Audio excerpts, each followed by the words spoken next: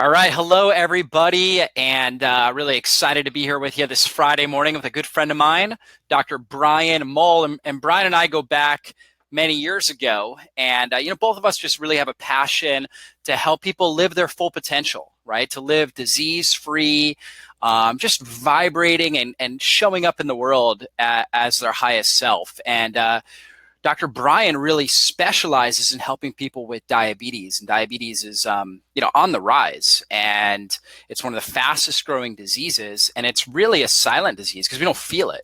We don't feel really that building in our body, and it's an epidemic. And we're going to touch on some topics that really all of us need to be aware of, because before you get diabetes, there's something called pre-diabetes, and that's kind of where we're going to start with Dr. Brian. But you don't feel pre-diabetes developing. And so, most people, in fact, if you are following a standard American diet, you're on your way to developing pre-diabetes. And we need to understand this. And so we all have family members that are developing this.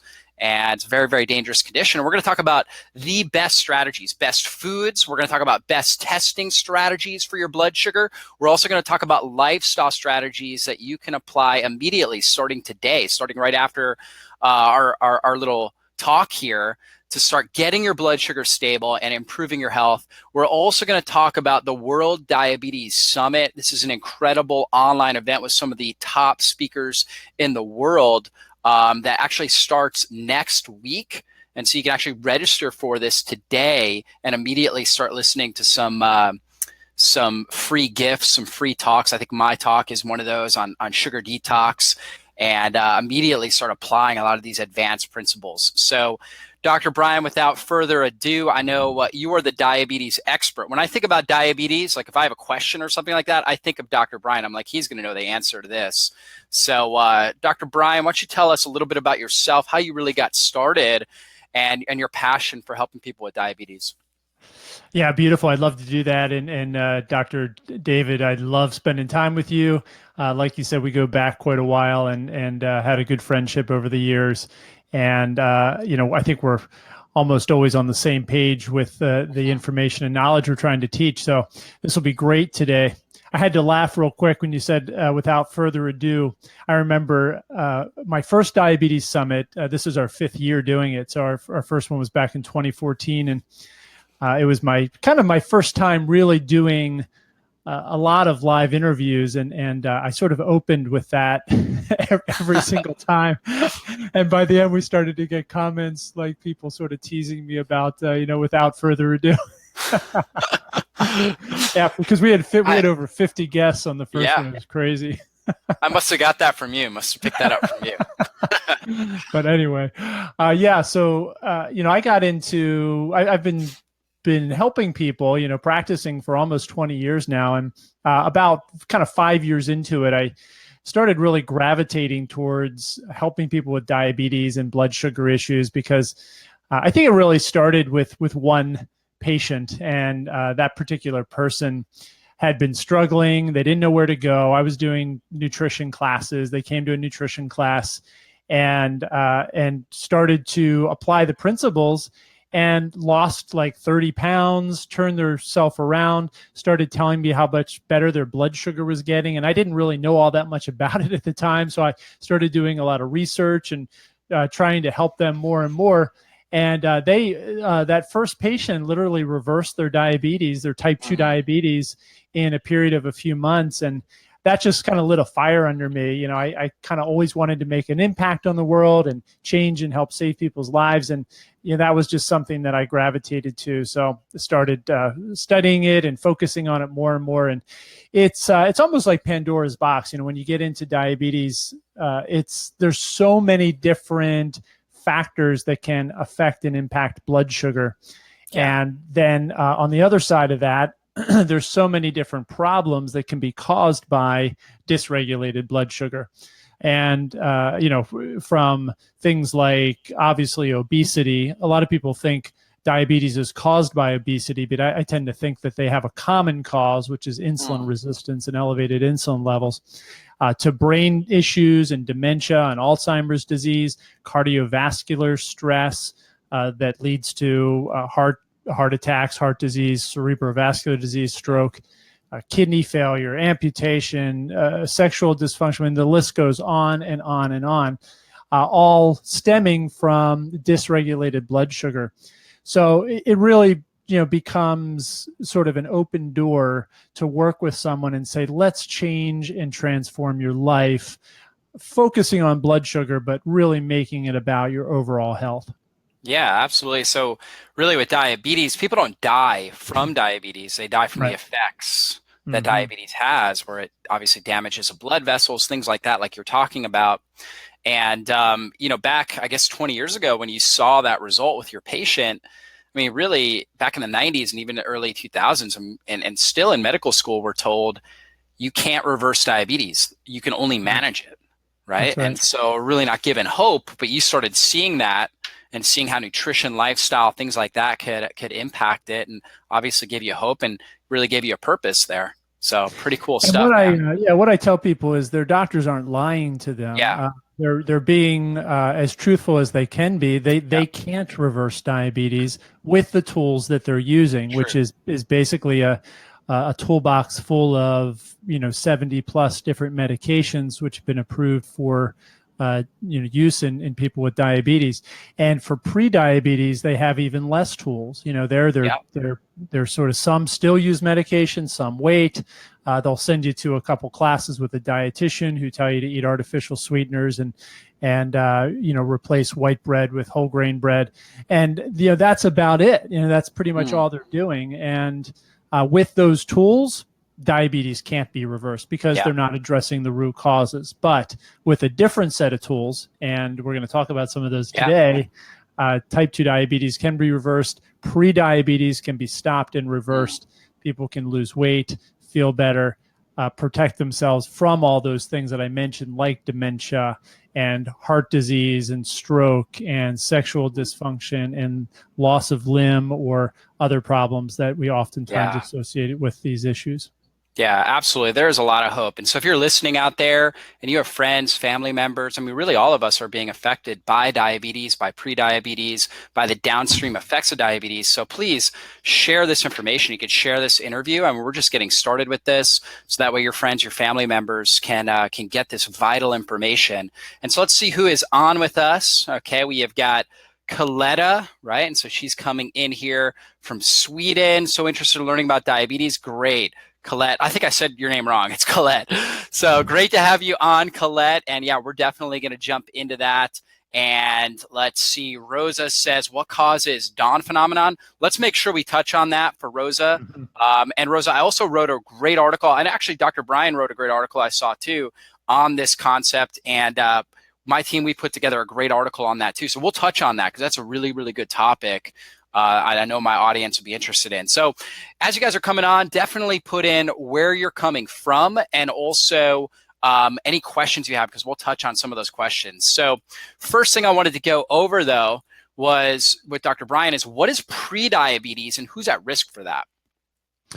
Yeah, great question, because there's a large percentage of the population that has type 2 diabetes. It's right around 10% or maybe a little bit less of the US population. And the global population, same, hundreds of billions of people. But when we look at prediabetes, that number just skyrockets exponentially. In fact, CDC study that was published in JAMA back in 2015 showed that nearly half the U.S. population has either prediabetes or type 2, and many of them have no idea. So it is a good question. It's a good question to know what it is and how to know if you're at risk or if you have already developing prediabetes. So to me, type 2 diabetes and prediabetes essentially are the same thing. It's just a matter of how far it's progressed. The reason I say that they're the same thing is because they have the same underlying root cause. There's two stages to the development of type 2 diabetes. The first stage is a very long, drawn-out stage, typically, that can last years or even decades. And during that stage, the blood sugar progresses very slowly up. So normal blood sugar is in the mid-80s. If you have fasting serum blood sugar test, or if you have a home unit that you can prick your finger and check your blood sugar that way, which I recommend everybody does. But if you track those numbers, if they're slowly moving up into the 90s, mid 90s, high 90s, and then eventually cross over the 100 threshold, that's where we start to see pre-diabetes being diagnosed. So between 100 and 126. 126 seems like an arbitrary number. I've never heard a good explanation for it, but I think it has to do with keeping things consistent across different ways of measuring. So 126 is equivalent to an A1C of 6%, which is equivalent to a blood sugar of exactly 7 in millimoles per liter, which most of the world uses. So those three numbers are very easy to remember: 126, 7, and 6. And I think that's why they use 126, but I'm not sure. So anyway, when your blood sugar is progressing up to 126, that is considered pre-diabetes. Again, same root cause, which is insulin signaling problems. It's called insulin resistance, where we become resistant to the hormone insulin, which is largely in charge of us processing and regulating sugar. So when we eat food, that glucose sugar from that food, and even something like green vegetables and nuts have some glucose in them. So you're getting a little bit of sugar from just about any food. And our body has to deal with that somehow. So we release this hormone insulin. And it's not just sugar, by the way. Insulin also helps us deal with amino acids from protein, and a little bit with fatty acids, but not much. So we have, we eat our foods, we absorb these macronutrients, and then our pancreas releases insulin to shuttle them into the cells so we can burn them for fuel, or use them in the case of amino acids for muscle rebuilding and detoxification and creation of things like neurotransmitters and other things. So we need insulin. And what happens, though, is due to inflammation and toxins and stress and poor sleep and gut dysbiosis and a whole variety of other things, our bodies can become resistant to that hormone. It's almost like, imagine a key that no longer opens a lock, like somebody stuck some gum in the lock or jammed up the lock somehow, and that key, which is insulin, can't open that lock. So the door doesn't open, the glucose, the sugar, builds up outside the cell, and then we start to see our blood sugar levels rise. The other problem with that, and this is the big problem, this is the bigger problem, our insulin levels also start to rise, because when the cells become resistant to the hormone, the body's response is to make more, to overcome that resistance. It's almost like you and I are at a party in a loud room, and we're trying to have a conversation and you can't hear what I'm saying. So my response would be to try to talk louder over the noise. And that's what the pancreas does. It says, okay, well, let's try to make more insulin and overcome that resistance. So we get these high blood levels of insulin. And the problem with that is that insulin is a fat storage hormone. It prevents us from burning fat. And when we're resistant to it, we get these high levels, which drive more inflammation, drive fluid retention, drive our blood pressure up, affect the way our nervous system works, and causes us to store fat, particularly around the organs like the liver and the pancreas. And that becomes really dangerous. So the reason why this is so important is because a lot of those complications that I mentioned earlier in our Facebook Live here that are associated with diabetes, dementia, Alzheimer's disease, cardiovascular disease, stroke, amputation, kidney failure, blindness, a lot of these complications are also associated with high insulin levels. And in fact, there are some researchers who aren't so sure if it's not the high insulin that's doing more of the damage than the high blood sugar. Now, high blood sugar Mm, also does a lot of damage, yeah. but the high insulin can be just as troubling. So when I say that prediabetes and type 2 diabetes are kind of the same thing, one is just more progressed. They both have that insulin resistance at the root. And so whether or not you have a blood sugar of 150 or 110, that to me is still a major problem. Yeah. And we need to investigate further to find out really what's going on with the metabolism. Yeah, for sure. And as we jump into the second question here, that really helps us understand. Okay, so we understand prediabetes, the diagnosis would be a fasting blood sugar of 110, between 110 and 126, okay, typically. And, Yeah, 100 and 126. 100 and 120, that's, Yeah. I'm sorry, yep, 100 and 126. And then diabetes is 126 and above. Now, what are some other tests other than just fasting blood sugar? Like I know we've got hemoglobin A1C. We've got fasting insulin that we can look at. We can look at inflammatory markers, things like that. What are some other things that you like to look at as a diabetes expert? Yeah, that's a great question, Doc, because when you're looking at blood sugar, you're looking at an end result. So to me, diabetes, it gets its name from polyuria, or basically sugar in the urine passing through the body, and that's diabetes mellitus. That's kind of what it means. But really, that's a misnomer because although that is the effect of very uncontrolled diabetes, that has nothing to do with the mechanism of the condition and what causes it. So I kind of look at diabetes as cardiometabolic dysfunction. And what that means is that our metabolic system is not working very well. And that can be tested in different ways. If you're just looking at blood sugar, again, all you're measuring is the end result. It's like monitoring temperature to see, if your immune system is working well. It doesn't make a lot of sense. Yes, there are cases where your immune system could be faulty and you could have a fever, but that's not a very good way of monitoring the function of the immune system. So we want to actually go deeper and look at some of the root issues. And I mentioned insulin earlier, and you just mentioned doing a fasting insulin test. That's part of what I call the insulin resistance triad.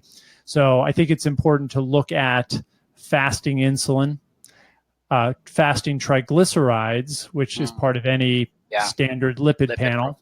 Mm-hmm. And then high sensitivity CRP, which is an inflammatory marker. Now, TNF alpha, which is a cytokine, is better, but most people are never going to have that tested. Yeah. So high sensitivity CRP is typically covered by insurance. It's a very easy test to do. And there's a lot of data with linking it to cardiovascular risk and inflammation of the cardiovascular system. So it's a logical test to do. And when we see that that's high, typically over 0.8, I think is a little bit is a problem. Once it gets even higher, it's more of a problem. That's a sign of inflammation. When we see the triglycerides over 100, now ideally they're between 40 and 70, or right around that range, mid 50s. But when they get over 100, we know that you're not burning fat very effectively. You're accumulating fat in the bloodstream and probably the liver, and in fact, you're probably spilling out fat from the liver, and that means that something is short-circuiting your fat-burning system. Now, it could just be a really bad diet, but for most people listening here, it probably has something to do with your blood sugar system, and what that something is usually elevated insulin levels. So elevated insulin, as I mentioned earlier, stops us from being able to effectively burn fat and causes us to store more fat. So our triglycerides will go up. And then I mentioned fasting insulin. So fasting insulin should be somewhere between 2, 3, and maybe 5 and 6. The reason I'm a little give a little range there is because there's really no great data on that. This is just from me and other functional medicine practitioners looking at thousands of patients and saying that seems to be about normal. Once it gets over 10, we know that's a problem. Once insulin gets over 10, that's certainly insulin resistance. I do want to mention there's a pretty neat calculation that people can do. Actually, I'll give two different ones, and you might want to write these down, or maybe we can put them in the comments. But there's something that's used in research quite a bit, which you can calculate for yourself. It's called HOMA-IR, homeostatic model of insulin resistance. And the ranges they use that they use for research are a bit too high for me, but I'll give you my ranges, and I'll give you the formula. So if you're in the U.S. here, or use U.S. Numbers, it's fasting insulin. So you have to have that fasting insulin test. Your fasting insulin times your fasting glucose divided by 405. Mm-hmm. So that's the formula. If you're using standard numbers from outside of the U.S., like Canada and Europe, it's divided same thing. Insulin times glucose divided by 22.5. Yep. But and for those of you guys that are listening to, I just posted an article. Cool. High fasting blood sugar, and so that in that article I give that HOMA-IR ratio. Nice. There's a big graphic for it, so that'll make it easier for you guys. Oh, beautiful. I'll have to check that out. So optimal there is right around 1. If it gets over 2, to me, that's a pretty clear indication of insulin resistance. Mm-hmm. There's another formula that I'll mention also for people who don't have their fasting insulin, because a lot of people don't, and they're saying, oh boy, I wish I could do that, but I don't have that number. There's a Dr. Lee who published a study with a novel model of evaluating insulin resistance, and it seems to be work pretty well. And what you do there is it's fasting blood sugar times triglycerides divided by 2. And then, this is going to sound crazy, but I'll tell you how to do it. Then you take the natural log of that number. Now, people might say, what the heck is a natural log? If you take your smartphone and turn it sideways, you have a scientific calculator there. And there's a little button that just says LN. And so you just push that button. That's all you need to know about the natural log. And it'll give you a number. And we like to see that one below 8.5 for people. And that's a sign that insulin is seems to be in pretty good check. So again, that's fasting blood sugar. You only need these are tests that everybody should have. Your fasting blood sugar times your triglycerides divided by 2, and then just hit that a little LN button, natural log, on your smartphone when you turn the calculator sideways, and it'll give you that number. It should be under 8.5. So that's another way to evaluate insulin resistance. Kind of an interesting thing. And so these are good because we can not only say, okay, I look okay, or it's a tad high, but we can also track and monitor this over time. Yeah, it's good to have those ratios because not everybody's getting fasting insulin done by their doctor. Right. I really think we should make a strong push to have fasting insulin just be a part of kind of the regular lipid profile, just kind of include it in that. I'm not sure why they don't, but this stage they don't. You have to make that a special request. However, if you are out there and you're dealing with metabolic syndrome or high fasting blood sugar, things like that, I don't think it's too much of a stretch to ask your doctor to ask for fasting insulin the next time you get your blood drawn, because they should easily be able to put that code in for the insurance and not have any issues. So definitely a good thing to request. I always get questions from people saying, well, I'm going to my doctor, my primary care for labs. You probably get this too, Brian. And they're like, anything extra I should add? I'm always like, definitely hemoglobin A1C, liver enzymes, if they're not already doing that, things like C-reactive protein, fasting insulin. I always ask for vitamin D too. What are your thoughts on that? Absolutely. Oh, yeah. Because vitamin D is very closely associated with the development of diabetes. Vitamin D is a prohormone. It's involved in a lot of hormone signaling and seems to be involved somehow in insulin signaling at the cell level. So when vitamin D levels are low, there's a very strong correlation between that and the development of prediabetes and type 2 diabetes. So we like to see vitamin D certainly above 40 for most people, and most people fall well below that. So vitamin D supplementation becomes really important.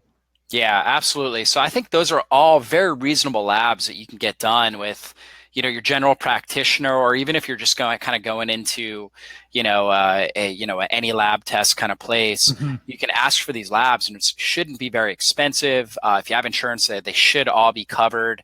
I know on my website we offer a complete thyroid test that has all this stuff and a whole lot more. I also like serum ferritin, which is usually Yeah. they usually cover, and even an iron panel to look at that. How does that play a role with Well, diabetes and iron breast is cancer? implicated in the formation of diabetes as well. High iron Yeah, levels are one of those pretty strong indicators yeah. that you're metabolically unhealthy or potentially on your way to diabetes. It's ferritin in particular is Yeah. a indicator for oxidative stress, and when your body's under assault like that, oftentimes you will see those ferritin levels rise. So then we need to figure out where that's coming from. Yeah. It's not just about going and giving some blood, to get your ferritin levels down.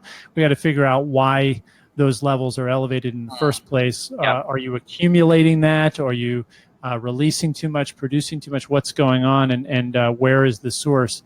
So oftentimes that means we need to get more antioxidants in. We need to find out where the oxidative stress is coming Mm. from. Is it from our diet? Is it from other lifestyle factors, stress, and so forth?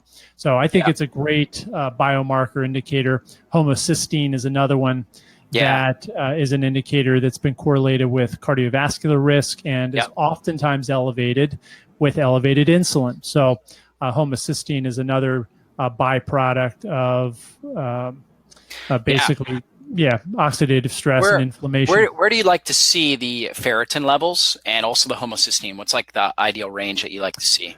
I like to see homocysteine definitely in single digits, but really under Mhm. 8 is Yeah. is more ideal. And Hmm. then ferritin, sort of that 40 to 65 ish range, I think is probably pretty good. There's a little bit of flexibility there, but certainly when that gets up, into Yeah. the 80s, 90s, over 100, which sometimes we see, then that's a Yeah. pretty clear sign of something going on there in the Yeah. metabolism. So low ferritin is a sign of anemia, which could be Right. from gut infection, bleeding, something along those lines. But high ferritin, when you have real high ferritin levels, like Dr. Brian was talking about, especially when we start seeing it like up over 150, which I see all the time. I Yeah, see for it on sure. people all the time. Absolutely. We know it's high levels of oxidative stress in the body. Yeah. And Hmm. so got to look out for that. So let's see who else is on here with us. Let's see, we got Rosa. She's coming in from New York City, signed up for the Keto Summit and the Diabetes Nice. Summit. Great. You're going to learn a lot about blood sugar, nutrition, lifestyle. You're going to come out of that just smoking, Rosa. You're going to love the content. So, really good stuff. Let's see. Sharon wants to know how to prevent pre-diabetics or pre-diabetes. That's actually what we're about to go into. So, we've kind of Yeah. framed it and talked about it and testing for it.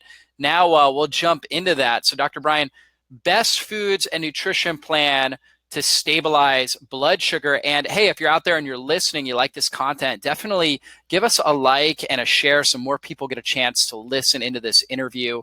And we're able to really reach more people and change the world together, get people healthy together. So, Dr. Brian, I'll let you take it from there. Best foods. What do you like as far as nutrition and food?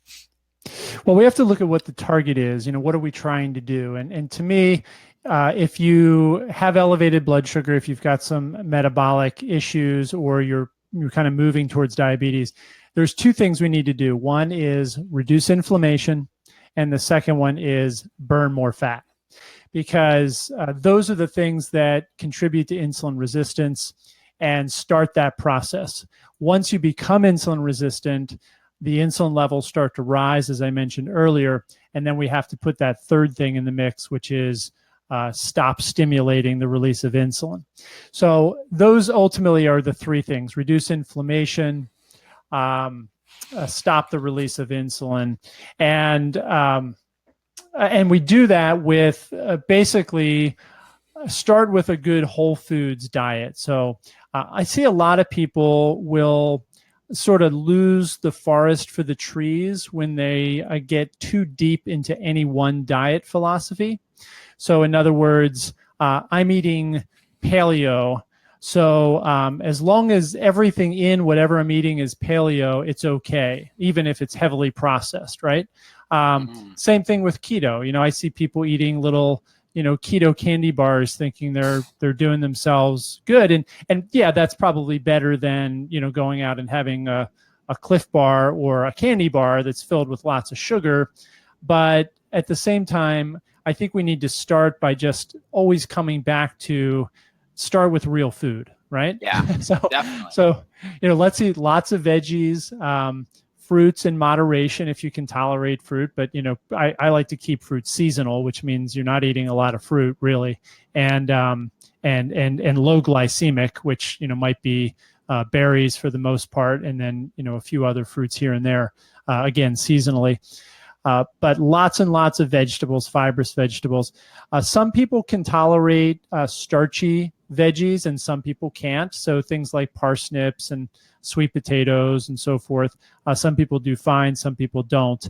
If you've already got diabetes, we need to get rid of those because you're not able to tolerate the glucose in those.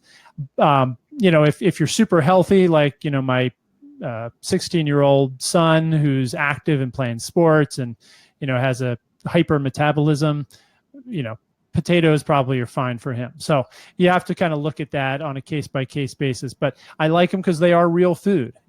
But the things that are not controversial really are the fibrous vegetables, the low-starch vegetables, good quality, hopefully organic, grass-fed, pastured meats, wild-caught fish, and lots and lots of healthy fat. So, we want to keep our carbs essentially, especially if you have prediabetes or already have type 2 diabetes, we want to keep our carbs as low as possible because we want to, again, encourage the body to burn more fat, and we want to keep insulin levels down. And carbohydrate foods, unfortunately, especially when you have some metabolic imbalances, will stimulate insulin more than any other food. Protein does as well, though. Amino acids are also insulinogenic, so they will stimulate the release of insulin also. So we don't necessarily want to eat a high protein diet, but we want to get some good quality protein with each meal and keep our carbs down as much as possible. I don't like the idea of cutting out vegetables. I think we should try to get lots and lots of fibrous vegetables, unless there's a particular reason that you really need to keep your carbs, close to zero. But I like lots of veggies. Nuts and seeds, of course, are wonderful, except for peanuts. I don't recommend cashews. Some people can do fine with them. Some people can't. Peanuts are I just found inflammatory for most people, and sometimes have mold and so forth, so we try to avoid those. And then lots and lots of healthy fats. I do prefer plant-based fats, so things like coconut oil and palm oil and MCT oils, olive oil, avocado oil. And I encourage people to completely stay away from refined, processed vegetable oils, which really don't come from vegetables anyway. But the vegetable oils, the ones that are refined and processed, soybean oil, of course, is a big one, corn oil. Those are highly toxic and should be avoided just as much as we avoid sugar. Mm-hmm. So, so I like lots and lots of healthy fats. Of course, you're going to get some fat from the animal proteins that you're eating as well. We don't have to avoid that. I have no problem with butter as long as you're burning fat well. But we want to encourage the body to burn fat, and we want to keep that inflammation down. And the best way to do that is eating real foods, avoiding processed foods, avoiding those refined processed vegetable oils, and avoiding sugar, and focusing on good healthy fats, quality proteins, and green vegetables, fibrous veggies. That's great. So really getting those good, high quality, healthy fats in the diet, fibrous veggies, so all your non-starchy vegetables. You talked about clean, pasture-raised organic animal products. And are you a fan of herbs and things like apple cider vinegar and lemon, lime, stuff like that? Yeah. Well, apple cider vinegar has been shown to upregulate something called AMP kinase, which is a cell signal for glucose absorption, and sort of activates the ATP, the energy system in the cell. So that can be really helpful. Really cool. And lemon lime is great. Anything to oxidize the body. I mean, I'm sorry, not to oxidize, to alkalize the body, the blood is a great idea. And fresh herbs are awesome. Not only herbs, but a lot of spices like turmeric, and cinnamon is Yeah. wonderful. I love to use those. Berberine is not, typically Mm. thought of as a spice, but it comes Yeah. from golden seal, comes from a plant, and you can use that as a supplement to really help blood Mhm. sugar as well. Yeah, absolutely. So, I mean, sprinkling herbs, using cinnamon in your smoothies. Hmm. You could put turmeric, ginger on your foods. You could put basil, oregano, thyme, all those aromatic herbs. Black Black pepper is really pepper, good also. yes. Yep. Hmm. Absolutely. These are just easy things. Anybody can be doing this kind of stuff. And like he was saying, apple cider vinegar, drinking a little apple cider vinegar, putting maybe a tablespoon or two in your water in the morning can have an effect on stabilizing your blood sugar and Hmm. putting it on your food too. Yep. Using that or lemon or lime reduces the glycemic impact of the food that you're consuming. So really good strategies there. Let's see what else. Oh, let's see who's on with us. We've got Deer coming in from Thailand. We've got Debbie from Alberta, Canada. Great to have you guys on. We got Brett from Tennessee, Lisa from Australia. We got Wendy coming in from South Africa. People all over the world. The cool thing is the World Diabetes Summit that we're going to be talking about here in just a second is something anybody can listen to all throughout the world because it's all online. You can listen to it really at your own pace, but to get the most out of the interviews, it all starts on Monday. So we'll touch on that here at the end. And I also put a link in if you didn't see that, I put a link in where you can check out more about the World Diabetes Summit where Dr. Brian interviews. How many people did you interview for that? 32 this year. 32 experts on diabetes. So he goes in a lot of detail with that. Now, before we get into that, lifestyle strategies. We talked about foods. What are some of the best lifestyle strategies to stabilize blood sugar? And then we're going to answer questions after this too. I'm glad you mentioned that because I was thinking as I just finished the diet conversation, I don't want people to think this is only about diet because there's really so many more factors that affect blood sugar. And one of them is sleep. There's been many studies that show that disturbed sleep will actually cause insulin resistance, affect the way our cells respond to insulin properly, and can start this process of developing prediabetes. So sleep is really essential. Also, stress. We have to be able to manage our stress properly. Somebody asked about the dawn effect earlier, and we can talk about that in more detail.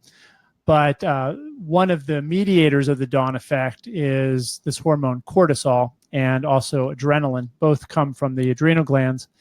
And so we have a natural surge of those in the morning, which drives the blood sugar up. and there's a reason why people with disturbed blood sugar will get that high reading in the morning. But anything that stimulates the adrenal glands can in turn raise your blood sugar. Or maybe it doesn't go up, but it causes your liver to release more sugar, and then your pancreas has to release more insulin to cover that. So we get this sort of up and down effect of blood sugar, insulin, blood sugar, insulin, blood sugar, insulin, stimulated through the adrenal glands by stress. So stress, of course, is not just having mental, emotional stress, being worried about something or going through a difficult situation, although those are important. There's a lot of daily life stressors that we all deal with. Schedules, deadlines, responsibilities, kids, bills, home responsibilities, traffic, you name it. All of these things can send signals into our adrenal glands and cause us to release cortisol and adrenaline. And again, blood sugar goes up, insulin goes up, blood sugar goes up, insulin goes up. Not only that, there's physiological stressors that nobody thinks of. Chronic pain is a big one. Headaches, chronic spinal pain or other pain. We see things like gut dysbiosis and leaky gut syndrome, chronic inflammation. These are all stressors that will, again, cause the adrenals to react and respond the same way that they respond to any other stress. Any mental, emotional stress, they're going to react the same way to these physical or physiological stressors. Chronic infections. There's many things that can do it, hormone imbalances. So we have to realize that it's not always just about diet. Sometimes I have a new client who says, I've been doing everything right. I'm eating, 40 grams of carbs a day and I'm watching everything and I just can't get my blood sugar to come down anymore. and then we look at the rest of their lifestyle, and they're not sleeping very well, Yeah. and they've got all these different stress factors that are playing into it, and they're hyper focused on trying to make really small changes to their diet, and they're just missing the boat on what's really causing the problem. Yeah. And then, of course, exercise, fitness, activity level. I think probably a lot of people watching this are certainly well aware of that. But we have to move our body, and not only I don't throw cardio out. I think that walking and swimming and biking and playing with our kids and walking the dog and all those things are really helpful and important. But we also have to deplete our sugar stores, our glycogen stores in our muscles and liver, so that our bodies can start to refill those and kind of pull sugar out of the bloodstream. And what's going to do that is more high intensity exercise. So I like to do both, as well as resistance training, because the more lean muscle we can build, the more insulin receptors we're going to have, and we'll burn that fat in the muscles as well as we do resistance training, and we recover from resistance training. So I like a three focused approach with some cardio, some strength or resistance training, and some high intensity interval training as well. I like that. It's really good advice right there. And I don't know if you touched on sleep apnea, but I see that being like a really big issue for a lot of people and they don't know it, right? And they're waking up with really high, fasting blood sugar. It's because the quality of their sleep. They had a lot more stress hormone because they weren't breathing well at night. Yeah, that's a huge factor. And again, another thing that's associated with pre-diabetes and diabetes, and we don't know which way it goes. Is it the overweight that's causing the apnea, or is it the apnea that's causing the metabolic imbalances that's leading to the overweight? Probably is a vicious cycle. Yeah, one thing I do that I found to help improve my fasting blood sugar is a little bit of mouth tape. So just a little bit of tape actually over my mouth forces me to be a nose breather. And when we nose breathe, that's associated with our parasympathetic nervous system. And so that's going to, that's characterized by lower levels of stress hormones and deeper, higher quality sleep, as opposed to mouth breathing, which would be associated with the sympathetic fight or flight nervous system. And so most people are mouth breathing at night and they don't even know it. And so it could be something as simple as just putting a piece of tape. Now, I recommend like surgical tape. And there's actually a company that's come out, I can't remember the name of it, but they just came out recently with some specific tape for mouth taping, because a lot of dentists are talking about this. Actually improves your oral health as well. Oh, yeah. But yeah, so just being a guy who's very interested in keto and good, high quality, fasting blood sugar levels, I found it to be very, very helpful. So definitely look into that, guys, as well. Great advice. And actually, I wanted to address that question now with Rosa that she had asked before we jump into the World Diabetes Summit. She had asked this question about Dawn phenomena, and what actually causes that. So I'll let you take it from there. So the hormone insulin is both stimulatory and inhibitory. So what that means is it causes things to happen and it stops things from happening. And so insulin causes, when insulin levels rise, it causes your body to store more fat. When you eat sugar, particularly fructose in fruit or packaged foods, if you have high insulin levels, you're turning all of that into fat right there in the liver. So in the presence of insulin, we're going to store more fat. It's also sort of an anabolic hormone, so it causes growth of tissue. It stimulates something called IGF-1, which is another growth hormone that stimulates growth of tissue. So when you think of insulin, think about storing and building, okay? Now, bodybuilders who are lean and muscular and highly active and have really high metabolisms, they love insulin because it causes them to store, it's an anabolic hormone. It causes them to store more muscle tissue. But people with diabetes and prediabetes, that can work against you because you're storing more fat. So insulin works in that way. Now, the other effect that insulin has is it's an inhibitory hormone, and it inhibits the release of glucagon from the pancreas. So in the presence of insulin, we tend not to release glucagon. Well, this is what it's supposed to do. And well, it does this, but I'll tell you why this is a problem in just a second. It also inhibits the release of sugar from the liver. It inhibits something called gluconeogenesis and glycogenolysis, which is kind of the breakdown of stored sugar and the creation of new sugar in the liver. So it inhibits those. It stops them from happening.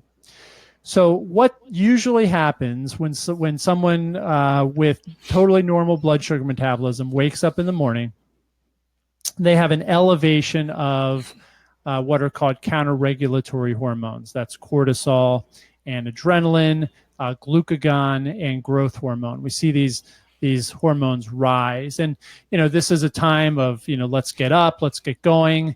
And, we have to sort of get the pump primed and ready for the day. In fact, that's probably what wakes us up, and cortisol sort of suppresses melatonin. So the sleep hormone goes down, cortisol goes up, we kind of wake up. And that can happen. It's sort of a slow rise from somewhere around 2 or 3 in the morning to, somewhere around 5 or 6 or 7 in the morning. Sometimes that goes later. I've seen people where that just continues to go on till 9, 10 in the morning. But so that's natural. Now, most people also release some insulin. And when the insulin signaling is working, the insulin inhibits the liver from releasing too much sugar. So the cortisol and adrenaline tell the liver to release sugar. And we need a little bit of blood sugar because we're getting up and getting going. Our muscles are going to be active. So the body says, let's put a little bit more fuel into the system. And that's normal. But again, insulin should sort of be a foot on the brake pedal in that process. What happens, and this is a long-winded explanation, but I know people listening to this are pretty sharp, and I want to really give the science behind it. So what happens is when your liver is resistant to insulin and your pancreas is resistant to insulin, then insulin does not have that effect. It's almost like your brake pedal gets jammed, you're trying to push down the brake, and it's just not working. So you have the stimulating effects of cortisol and adrenaline and these morning hormones which rise. So the liver starts dumping sugar into the bloodstream, but the brake isn't working. The liver's not responding to insulin. So we get this rise in sugar. Not only that, the brake on glucagon from the pancreas isn't working either. So we typically see an over-release of glucagon, and then that has an effect with the other hormones of causing our liver to over-release sugar. So we get these high sugar surges that are basically unchecked by insulin because we're insulin resistant. Yeah. So then the solution to that is we want to help the liver and the pancreas to become more insulin sensitive. When those become more insulin sensitive, we break down the insulin resistance. That's when the brake starts to work again, and we don't see these high surges of sugar in the morning.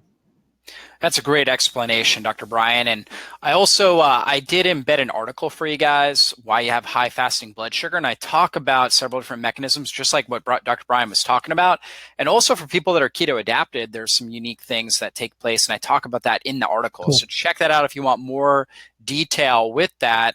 And, I really wanted to talk here about the World Diabetes Summit that you've got going on, because I know you interviewed 32 experts in natural health and diabetes to really bring this message to the world and help give people hope that, diabetes isn't a lost cause. And so, so tell us about what you learned through this journey. Yeah, well, learned a lot. As I always do, people ask, 5 years of diabetes summits, do we really need more? But, there's just so much to cover. As I mentioned earlier in our call, it's really almost like Pandora's box when you start talking about diabetes. There's so many factors that are involved with the pathogenesis of diabetes. And then there's so many things to look at that we need to treat, prevent, care for in the wake of blood sugar issues. So we had some great speakers on this year. Ari Whiten was on talking about hormesis. I don't know if you've written any articles about that, but it's an I love the interesting concept. Yeah. So the idea is small stressors, can be positive and beneficial for the body, and almost like calluses, when you work out, and there's actually research showing that some of these stressors are actually beneficial for blood sugar and diabetes health. And we actually talked about why sometimes insulin resistance is a good thing. So you have to go listen to Ari Whiten's talk to figure that one out. Yeah. We have a lot of female experts on. So Dr. Jolene Brighton talking about women's hormones and women's health. Melissa Catherine, who's a good friend, talking about how to lose weight and improve your health without necessarily dieting hardcore. We have experts on PCOS. One of my favorite talks was with Susan Pierce Thompson, who is a food addiction expert. She's a psychologist, and she battled with addiction to just about everything. She had drug addiction, sex addiction, and then finally food addiction. And she was able to beat all of those. But she says food addiction was the hardest. And she talks all about how she battles food addiction. And it's a really impactful talk. So I encourage people to check that out. Thyroid health. And then, of course, our talk all about how to detox from sugar. And of course, we get into ketogenic diet a bit as well, and all those things. So a really wide net of all different topics. Even if you don't have diabetes or any blood sugar problems at all, or even weight issues, you're going to love the summit because there's just so much there. But if you have focus, or if you have a family member who has these, it'll really help open their eyes to just how complex this condition really is. Yeah. And it's not just about high blood sugar and how can we get the blood sugar down. Yeah, absolutely. And I think, the people that follow me, they're typically a little bit more savvy. You guys Sure. that are on right now, you're definitely more intelligent when it comes to nutrition and lifestyle. You guys are, the top 1% really when it comes to knowledge with that. And I think when you become, in a sense, knowledgeable on natural health, you have this kind of underlying frustration that other people just don't get it. That our friends, our family members are going into doctors, being diagnosed with prediabetes and diabetes, given medication with really no lifestyle strategies, not really given hope, just saying, hey, this is what you're going to have to do for the rest of your life. And I don't know about you, but that's just not okay with me. And so ultimately, we've got to change that. And so these are things that can definitely be prevented. I know, Dr. Brian, you've probably seen hundreds, if not thousands, of cases of people who were diagnosed with diabetes, and now, based on their blood sugar, hemoglobin A1C, all the different measurements we talked about, no longer have that. And I see that all the time as well. And these are people who have their lives back. We're adding 10, 20, 30 years to their life. We're saving hundreds of thousands of dollars per individual of medical costs. Because, if your kidneys fail and you're on dialysis, what is that, like $40,000 a month or something like that to get that? So, we're literally saving the country, whatever country we live in, hundreds of thousands of dollars per individual that gets this information, learns it, and applies it into their life. And so if you're listening, definitely share this on your Facebook page, on your platform, maybe email it to your friends, your family members, so that way they can listen in. Sometimes the best approach, from what I found, is my family loves me, but they don't always want to listen to me. Okay. But they'll listen to an expert that they've never met, so sometimes the best approach when you're really trying to help people is share information that's coming from world experts. And that's really, what the World Diabetes Summit is. So please, guys, if you're on there, definitely share that. And Dr. Brian, any last words for the audience here? Yeah, I think this is an educated group and people who are very health conscious, and I always approach things that way. I think there's a middle ground there where sometimes things are just too basic, and we're talking about cutting out soda and things like that, and people listening to this are going to be like, yawn. I've done that years ago, but at the same time, we don't want to get too much in the weeds on walking through the citric acid cycle in detail and looking at all the little enzymes that we need to support to make energy metabolism work. So I think that my goal when I interview these experts, and I know you do an amazing job doing that also, and I'm excited to watch the Keto Summit for that reason. Mm-hmm. But it's about pulling out some really practical things that people can do. So my goal for every interview that I do, I want to learn a little bit about the person, of course, and what makes them special and unique. Try to find those teachings that they only share with their private clients as much as we can. But then we always want to make sure that people walk away from every single interview with value, that they actually learn something. So even if they don't pick up the summit and buy the recordings, if they just go through 3 or 4 or 10 different presentations, it's going to be well worth their time and effort for doing that, because they're going to have some practical things that they can do right away. And I think you'll find when you go through the summit, you're going to learn a lot and be able to take action on some things.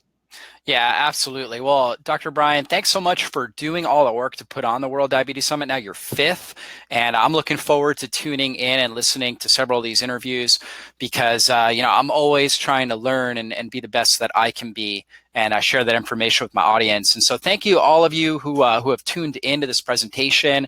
And again, if you got value out of this, people that could get value out of it, definitely feel free to share that. And we look forward to, I'd love to hear all of your guys' comments and what you guys are learning from the World Diabetes Summit when it launches next week. As you're listening into the interviews, definitely you guys can send in messages here on my Facebook platform and comment on some of the articles that we're going to put out that are kind of going along with that on blood sugar balance, because I'd love to hear your feedback and what you guys are getting out of that. So with that said, everybody have a super awesome Friday and a blessed weekend, and we'll be back with future interview down the road. And if you guys are enjoying these, definitely let me know about some different guests you'd love to see in the future. So be blessed, guys.